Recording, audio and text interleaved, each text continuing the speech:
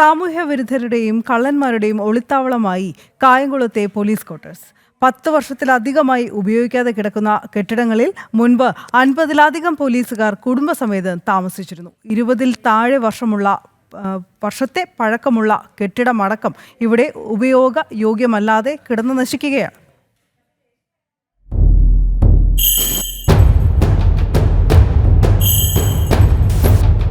ഇതാണ് പോലീസ് കടക്കാൻ ഭയക്കുകയും സാമൂഹ്യ വിരുദ്ധരും മോഷ്ടാക്കളുമടക്കമുള്ള കൊടുംകുറ്റവാളികൾ ഒളിസങ്കേതമാക്കുകയും ചെയ്യുന്ന കായംകുളം പോലീസ് ക്വാർട്ടേഴ്സ്.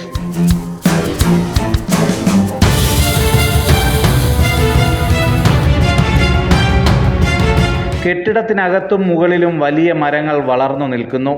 കാടുപിടിച്ച പറമ്പിൽ വിഷപ്പാമ്പുകളെ കൊണ്ട് നിറഞ്ഞിരിക്കുന്നു. തകർന്നു വീഴാറായതും നിസ്സാര അറ്റകുറ്റപ്പണി കൊണ്ട് ഉപയോഗയോഗ്യമാക്കാവുന്നതുമായ കെട്ടിടങ്ങൾ ഈ പറമ്പിലുണ്ട്.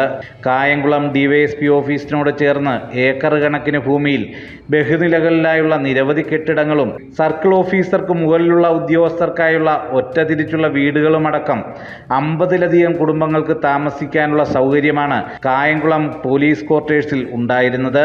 ഇതിൽ DYSP താമസിച്ചിരുന്ന കെട്ടിടത്തിന് 20 വർഷത്തിൽ താഴെ മാത്രമാണ് പഴക്കം. എന്നാൽ യഥാസമയം അറ്റകുറ്റപ്പണി നടത്താതെയും നിർമ്മാണത്തിലെ പിഴവും കാരണം കെട്ടിടങ്ങൾ പലതും പൂർണ്ണമായും തകർന്ന നിലയിലാണ്. ഏതാണ്ട് 50-ലേറെ പോലീസുകാർക്ക് കുടുംബസമേതം താമസിക്കാനുള്ള സൗകര്യം ഇവിടെയുണ്ട്. കഴിഞ്ഞ 10 വർഷത്തിലേറെയായി ഇത് പോലീസുകാർക്ക് ആർക്കും താമസിക്കാൻ കഴിയാത്ത ഒരു സാഹചര്യം. സാമൂഹ്യ വിരുദ്ധരുടെ താവളമായി മാറിയ പോലീസ് ക്വാർട്ടേഴ്സ്. അതേപോലെ വലിയ വൃക്ഷങ്ങൾ, വൻമരങ്ങളാണ് ഈ ക്വാർട്ടേഴ്സുകൾക്കുള്ളിൽ വളർന്നു നിൽക്കുന്നത്. അപ്പോൾ ഒരു തരത്തിലും അപകട ഭീഷണിയുള്ളതായതുകൊണ്ട് അവർക്ക് താമസിക്കാൻ കഴിയാതെ അവരെല്ലാം വിട്ടൊഴിഞ്ഞു പോയി. പലവട്ടം ക്വാർട്ടേഴ്സ് നിർമ്മാണത്തിന് പണം അനുവദിക്കുമെന്ന പ്രഖ്യാപനം വന്നെങ്കിലും ഒരു നടപടിയും ഉണ്ടായില്ല.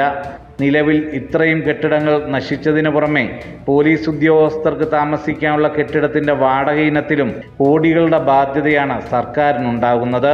അതെ, പോലീസ് ക്വാർട്ടേഴ്സ് സർക്കാർ ഉടമസ്ഥതയിലുള്ളത് ഉപയോഗശൂന്യമായത് കാരണം പോലീസുകാർക്ക് HRA അടക്കം കൊടുത്തവർ പുറത്ത്, സർക്കാർ ഫണ്ട് കൊടുത്ത് അവരെ പുറത്ത് താമസിക്കേണ്ട തരത്തിലുള്ള സാഹചര്യമാണ് ഇപ്പോൾ ഉണ്ടായിരിക്കുന്നത്. ഹരിപ്പാട്ടെ പോലീസ് ക്വാർട്ടേഴ്സും നിലവിൽ ഉപയോഗശൂന്യമാണ്. ഇവിടെ സ്വകാര്യ വ്യക്തികൾ ക്വാർട്ടേഴ്സ് ഭൂമി വ്യാപകമായി കയ്യേറുന്നതായും ആക്ഷേപം നിലനിൽക്കുന്നു. എന്നാൽ ഇതൊന്നും കണ്ട ഭാവം സർക്കാരിനോ ജനപ്രതിനിധികൾക്കോ ഇല്ല എന്നതാണ് യാഥാർത്ഥ്യം. ക്യാമറാമാൻ സുമേഷ് പുന്നമടയ്ക്കൊപ്പം സുധീഷ് ഗോപാൽ, ജനം, ആലപ്പുഴ.